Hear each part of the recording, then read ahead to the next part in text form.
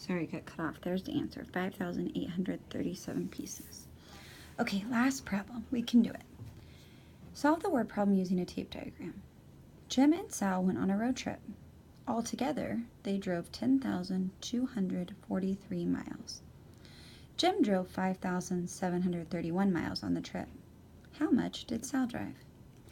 I'm going to draw my tape diagram because that really helps me visualize.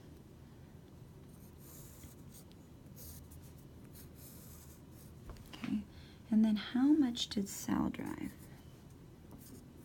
How much did Sal drive? So I know my answer is going to be how much. If I think about that, like how much what? How much miles? Okay.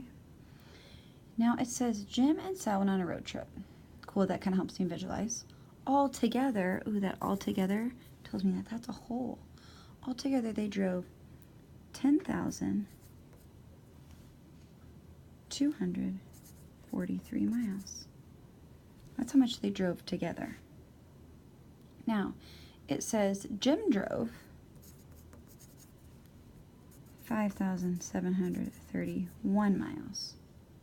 How much did Sal drive? So we don't really know how much Sal drove, so that's going to be my variable A. Okay, so I know I have a part and a whole. So in order to figure this out, that tells me I'm going to subtract. So 10,243 minus 5,731. Oh, I didn't really get my 1 lined up there. 3 minus 1 is 2. 4 minus 3 is 1. 200 or 2 minus 7, 200 minus 700, I can't do that. So I have to borrow. Oh, but there's nothing to borrow here.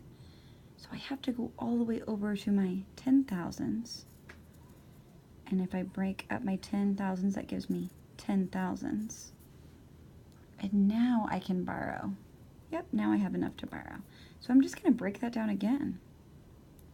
So if I'm going to borrow 1,000, it's going to break up into 10 tens.